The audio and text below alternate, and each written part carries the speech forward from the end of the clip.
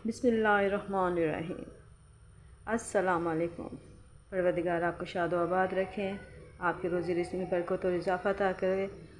आज मैं एक दाल से अपनी रेसिपी का आगाज़ करने लगी। आज मैंने सोचा कि क्यों ना दाल बना ली जाए, और आज मैं दाल बनाने लगी हूँ मलका मसूर यानी कि लाल मसूर की दाल और अंडे। आज मेरा इरादा कि मैं आज अंडे और दाल की रेसिपी आपके साथ शेयर करूं। यकीनन आपको मेरी ये रेसिपी पसंद आएगी, आएगी।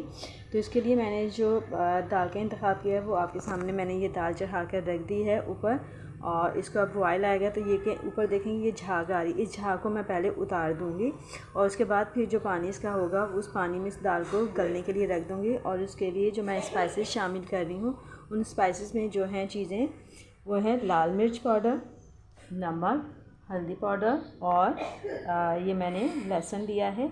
ये साबुत लहसुन जो है मैं इसमें शामिल करूँगी। ये बहुत मज़ेदार होता है, देसी लहसुन है।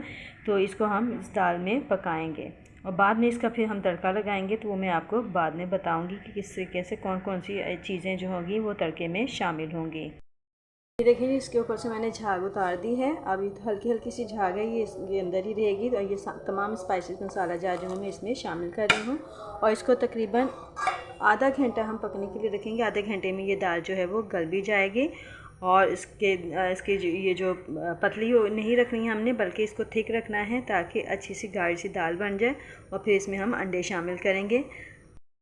ये देखें जी, इस स्टेज पे अब मैं दाल के ऊपर ढक्कन दे दूंगी और दाल को हल्की आंच पे गलने तक के लिए छोड़ दूंगी। और इसको गाढ़ा रखना है, मैंने दाल को पतला नहीं रखना, क्योंकि हमने रोटियों के साथ इस दाल को सर्व करना है। तो इसलिए दाल जो रोटी के साथ खाने के लिए ज़्यादा पतली नहीं होनी चाहिए। दाल में मैंने 4 अंडे लिए हैं। 4 अंडों को मैं बॉयल करूँगी और फिर उनको शामिल करूँगी। ये देखिए जी, तड़के के अज़ा मैंने ले लिए हैं, जिसमें लहसुन है, कड़ी पत्ता है, सफ़ेद ज़ीरा है, कलौंजी है थोड़ी सी, ये हरी मिर्चें हैं, 3 से 4 मैंने हरी मिर्चें ली हैं। और ये प्याज एक छोटा सा मैंने लिया है और उसको बारीक चॉप कर लिया है। लहसुन को मैंने बारीक चॉप कर लिया है। हम इन तमाम चीज़ों को मैं अच्छे से ब्राउन करूँगी और इसका तड़का जो है वो दाल में लगा दूँगी। दाल हमारी जो है ऑलमोस्ट तैयार होने वाली है। अब इसको मज़ीद हम 10 मिनट और देंगे ताकि ये अच्छे तरीके से गल जाए और ये इसका जो दाने हैं वो ख़त्म हो जाएं।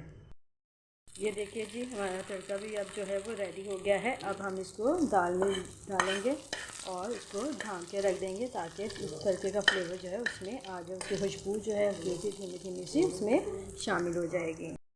जी, अब हमने सारा तड़का इसमें शामिल कर दिया है। और अब इस स्टेज के ऊपर हमने ये बॉयल किए हुए एग जो थे वो शामिल करने हैं।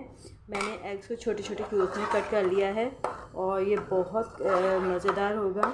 यकीनन आपको मेरी ये रेसिपी पसंद आई होगी। अगर आपको मेरी रेसिपी पसंद आई हो तो लाइक करें, शेयर करें और चैनल को सब्सक्राइब ज़रूर करें और दुआ में याद रखें। अब मुझे इजाज़त दीजिए। खुदा हाफिज़।